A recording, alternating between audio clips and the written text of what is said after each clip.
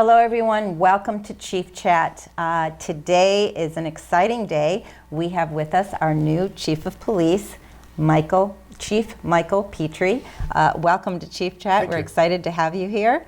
And of course, our mainstay, our Fire Chief, Chief Dave Brogan. So welcome, gentlemen, to Chief Chat.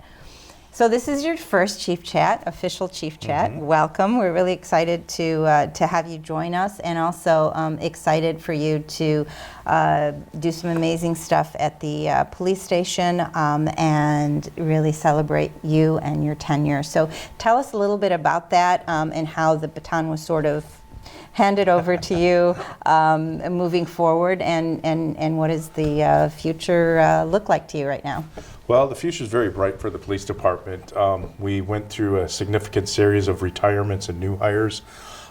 When I became an administrator in 2015, since then we've hired probably, I think last count, 35 new officers. So we have a very young department, which is good. A lot of guys coming out of college,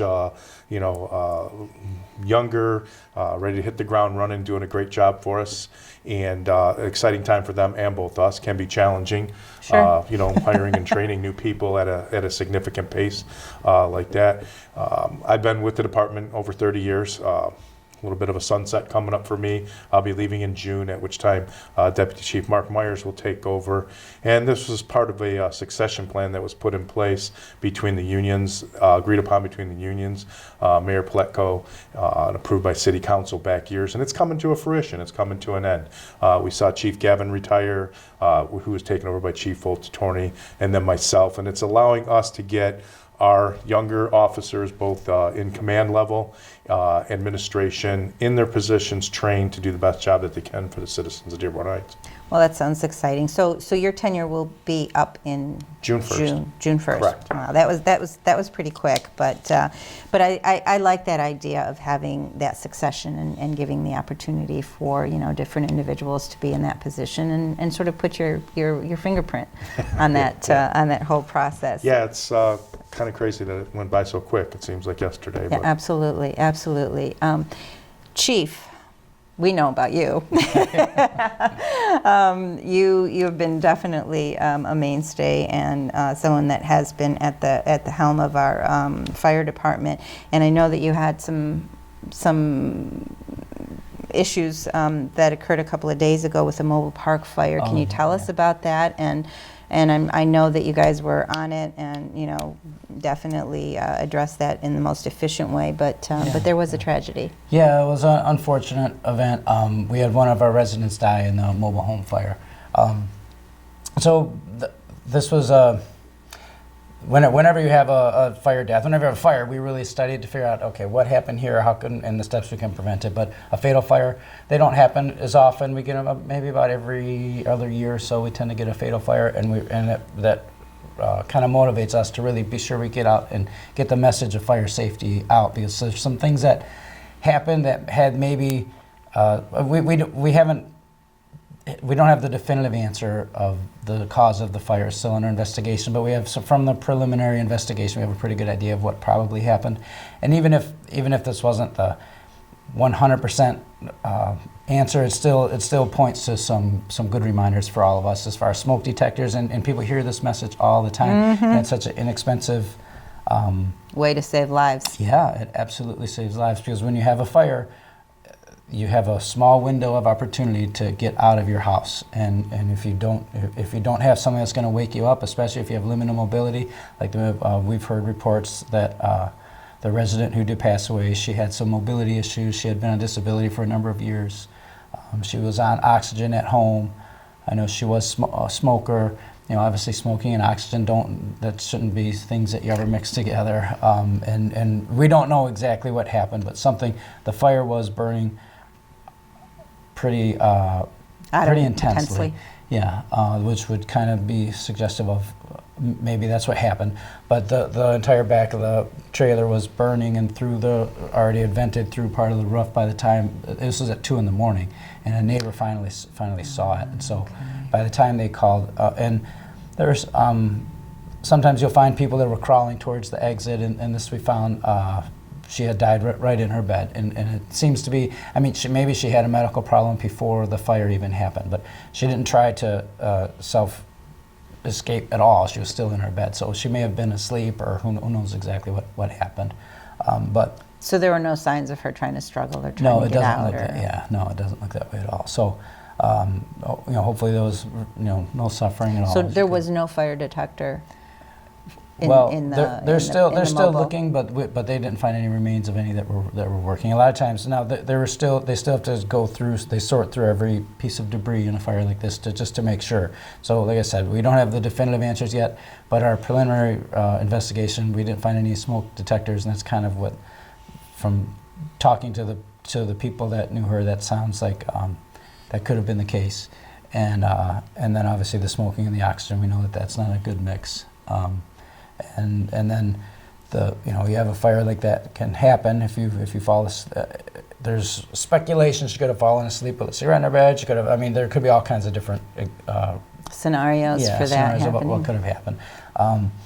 But it's just unfortunate. You don't ever want to see that happen to anyone, especially any residents of our city. We're very proud of the fact that we don't have very many fire fatalities. I work with the state fire marshal, and that's why we were out, installing all the smoke detectors in people's homes. It's so important that you, and then if you're a smoker, don't smoke in the house. We'll go smoke outside. That's a really good. I mean, it'll help you smoke less. I mean, everyone knows smoking's not good for you, but we still are getting so many fires caused from cigarettes. And cigarettes are safer now. Excuse me, I'm still getting over a cold.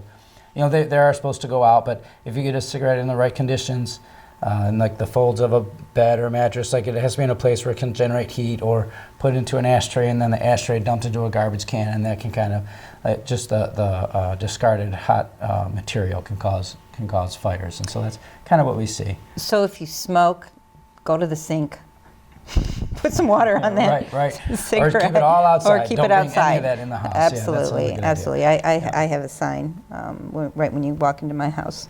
No smoking with a little thing around it. And I've got asthma too, so it's like you don't want that in the house, and it is such a fire risk. I know a couple of people who hookah had and to deal with cigarettes that. and any Hookah. kind of smoking materials, and very, very important. And the hookah with the coal. I mean, that is, I think Knock you that probably over, you yeah. probably see a lot more Yeah, we since see that with has been a both, fad definitely. lately. So Definitely. being And it can be very the same careful. way where the things are thrown away, and you take the discarded pile, whether it be ashtrays or from Put it in the garbage, Yeah, and and the then garbage catches on it fire. flares. See, Yeah.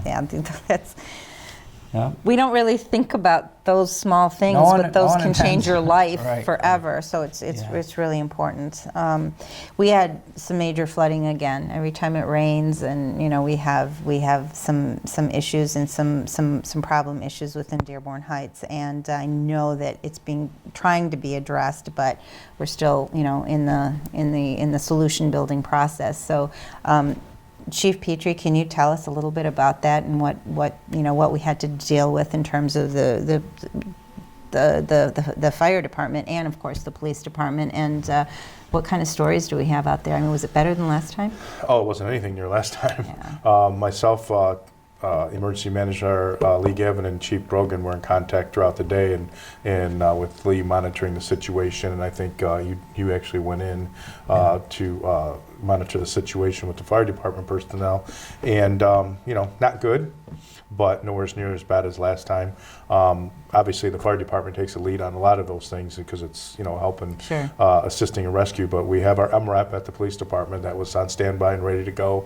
The water got too deep to help rescue people and things of that nature. So we had our personnel ready to go. Obviously, dispatch runs out of the police department, so everything was working in order. And like you said, it's almost a necessary evil now. Right. Who expected in the middle of January to have that much rain? Right. And, It was supposed to be snow, but Correct. Very unusual. so were we on task? I mean, So everything was just because of, you don't want to wait till everything is happening and then call. So we had actually called in additional manpower, because once this starts, it's a very resource heavy incident, especially for fire department, because a small medical call takes a lot more manpower now, because you have to try to get down to the person. A lot of times we have to bring a boat Sure. down to them, and so we did have one of the guys actually brought in their fishing boat or the little hunting boat, and they used that to get some people out of their homes. Well, there were pictures of people in blow-up boats too. Yeah, going down yeah, there were some back and people that forth. were just putting in boats on their own, like some kayaks and things like that. So, yeah, which we obviously don't encourage. Right. But Entertainment at its best, I guess. Yeah. So, but we were. The city was very well prepared. You know, unfortunately we've been through it, and we're very well practiced at it. And we were watching the level of the creek, and I think it had just hit 8 feet. The point where there are a couple different places where it's monitored, and 9 feet is the magic number where it's everything is really bad. We were at 8 feet and 8.2 feet or something like that, and it was still raining. Then the rain kind of led up to a drizzle, and it hung there, and then it just started going back down again. And so the streets had all flooded and right up to people's homes, and we were right at that peak. Yeah, we would have been right back in the same scenario. But thank goodness it kind of leveled off, and then it went down, and we had extra manpower that weren't. We didn't necessarily have to use, thank goodness. I remember at the last fire. Well, better safe than sorry. Yeah, all right. By the time it becomes obvious you need help, then it's too late. Now you need even more help. And like we had a fire at the very beginning of the last flood, and obviously you need a good 15 people to add a fire, and now we've got all the other calls that are coming in, which now is where 2 people would normally go to someone with chest pain. Now you got to send 4, sometimes 5, and so we had all the pieces were in place. And we were very fortunate that we didn't need to use them all. And that it was, well, you're being definitely proactive, so that's a great thing. Chief Petri, off camera we were talking a little bit about carjacking, and obviously with this story, nobody is really cannot be a victim of this. So there was a police officer who was actually attempted to be carjacked, and he was on duty, because I know that was one of the questions. Well, He must have been it off was duty, a she, and he wasn't. and, She. Okay. Right, correct. This kind of incident transpired relating to an incident that occurred in Detroit, we believe, from a fatal accident that occurred where the subject fled on foot. Officers had been looking for that individual for some time, and he'd escaped, obviously, arrest by Detroit PD. And we think it's in connection to that. The officer observed what she thought was a subject of similar likeness to that what was described they were looking for. And when she pulled her car around to turn around, the subject actually approached her car, opened the door, and tried to pull her out of her police car in what we presume was an attempt to steal her car. So fortunately, other officers were there. We placed them into custody. The officer did a great job, showed use of our escalation, de-escalation of force, and so forth, and so nothing really major came out of it. But yeah, scary situation. There's a lot of people out there, as we all know, involved in the opioid crisis or have mental health issues, and some of these things can come into play. You never know what you're going to encounter when you're dealing with the public. So. Right, and the word I was looking for was no one is immune to this kind of thing, even police officers. But talk to us a little bit about that. When you're dealing with a mentally, emotionally unstable, mentally incapacitated individual, and you're dealing with the crime, so you have to put that into perspective. Mm-hmm. But then you look at the safety aspect too. So how are our officers trained in approaching those kinds of situations, and what can they do when they're in full right to do that, to protect themselves, and what are sort of the lines and the boundaries that are drawn where you're dealing with someone that's mentally incapacitated, so what do you do? Well, key, and the first thing is becoming aware that you're dealing with somebody that's has some type of mental deficiencies or mental health issues. A lot of times the officers don't know that. Right. When you're encountering the public, they're kind of quick to pick it up, and hopefully we've had them going through training, but it's not like there's a USB port in their head, the training automatically kicks in. Sometimes you have to realize what's going on and deal with the situation accordingly.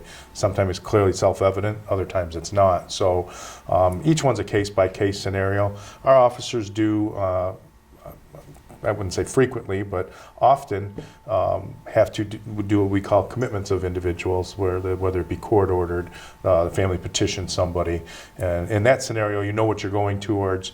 A lot of times you have family members there to assist you, to calm the person down, and you want them to understand that you're there to help them. Whether they can Process make that that or not. connection, Mm-hmm. process that, it's a whole different aspect. So each and every incident's going to be have its own flavor, so to speak, on how the officer interacts or reacts to that individual.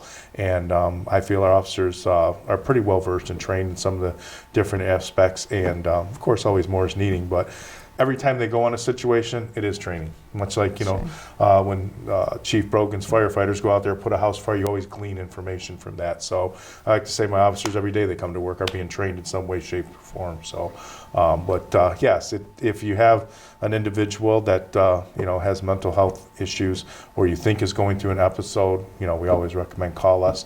The fire department will assist us in getting somebody to the hospital, transporting, whatever the case may be. There's been a lot of discussion and a lot of issues in regards to the drug issue and the opioids and the suicides, and that's something that we've talked about here on the show as well. What have you seen while you've been chief in sort of solution building in regards to our young kids and this issue, and what are you seeing in particular in Dearborn Heights? Well, scary is not only the opioid crisis, but I don't know if you saw just in the news the last couple of weeks, I think they confiscated $25.5 million worth of methamphetamine going across the border. The problem we have with the opioid crisis, and this may take our policing to a different level too as far as training. Typically when people are utilizing heroin and maybe they go into a fentanyl overdose or something like that, they're passed out, you're at a rescue mission, so to speak, to make sure they're getting Narcan. The fire department's called, helping them out. They're kind of slumps, slack, kind of dead weight as opposed to, maybe not fighting you so much out of it, whatever the case may be. This drug is 180 degrees different from that. Methamphetamine, people will utilize it. It's a stimulant as opposed to a depressant, and it's scary stuff. I mean, there'll be people So it makes them more hyper? Hyper. So instead of going to a run and finding somebody slumped over a wheel, you may have somebody slumped over a wheel that's stealing something out of the car to get their next fix, and the fight may be on. It's a different type of animal when it comes to that drug, so to speak. So we're always looking to try to see what's coming up next and what we're going to have to deal with, and those are some scary things that are, it's making the jump to that. Michigan's not been a typically high meth area. I'm sure it's here somewhere, different parts of the states, but that may be the next thing that we're looking at. Split second, approach that you have to decide on, and I think with police officers, there's so much criticism out there, but when you're in that situation, you have to make that split-second decision, and that could be life or death for you or that individual. So hats off to you guys. I know that you deal with so much stuff and so many dangerous situations, so it's trying to understand that approach and that split-second decision that you have to make while you're in that, in that situation. We've talked a lot about the opioid situation. What have you seen in regards? Are we chipping at it a little bit, or are we still we're still definitely dealing with a lot of. We're still getting a lot of calls for overdoses. But what I am seeing now is there's more. It's talked about so much now. It's the awareness level, especially at the high school level, seems to be greatly increased from where it was 5 years ago, which is that's very encouraging. And there's several groups, ASAP group, Access that they have. ASAP there, and they work with all the Dearborn and Dearborn Heights high schools, and their youth groups have come to the meetings, and I attend a lot of those meetings too. And the youth groups are there trying to come up with different means to reach out to their peers, because it's one thing to hear, we can only tell them so many times, and so trying to get the youth groups on board and really trying to spread the message amongst themselves about the dangers of this. And there's no perfect answer, but certainly the more education, the better. And getting families talking about it, and the stigma in our communities, to make sure that families are comfortable speaking about it with one another. And so if someone does have a problem, they can come for help, and the people aren't embarrassed to go and ask for help when they realize that this is something that's just it can hit any demographic. Any rich, poor, it doesn't really matter. There's so many people that struggle with this, and I think when you're trying to hide it and have so much shame, then it was preventing treatment. Where I think we're slowly overcoming that. I do see it's a little bit more of an open discussion and open discussion within groups, which is really making a huge difference because I see all those little town hall meetings, and I know the mosques and the churches, and even within the schools, they're creating those conversations, inviting parents, inviting students, even people that don't really have a pulse on that or really are not involved in that, just to educate them so they can help others within the community. So I think that stigma, we're chipping a little bit more so on that. Because we've had some suicides too that have been directly related. Sure, to absolutely. So all of these things, if someone can feel more free to come for help, and then there's a lot more resources out there to help when they do come to the realization that they need help. There's a lot more resources out there, it seems to me, to get that help. So we're hoping that's going to get us through. But I know our overdoses have still been pretty regular, pretty steady. The other thing is too is even if it's not affecting you, your family, I kind of use the analogy: if you're in school, you still practice for a fire drill, even though there's not a fire, because you learn things about where to go and what to do. And it's the same thing, having these conversations with your children. When we grew up, if you went to a party, somebody may have alcohol, they may have had marijuana, whatever the case may be. Now, my concern is my kid is going to go to a party or some type of function where they can put their hand on a table and get something on their skin that they could ingest, or something that happens and now they die, or now they're in the hospital. We didn't have those things growing up, and that's how powerful these drugs are, and the kids have to understand them. Just try this, or just look at this, or they may be doing nothing wrong. And actually, or even just handle something, and then say, no, I don't want it. What's in this bag? And but poof, it's still it goes there. in their face, and the next thing you know, they're in the hospital. You just the signs to recognize and what to look for have to be discussed with your children, with all those types. Now, is it the synthetic aspect to all of this, or is it just the whole? Well, one of the biggest whatever problems is fentanyl, which is an extremely potent drug, and 100 times more powerful than morphine.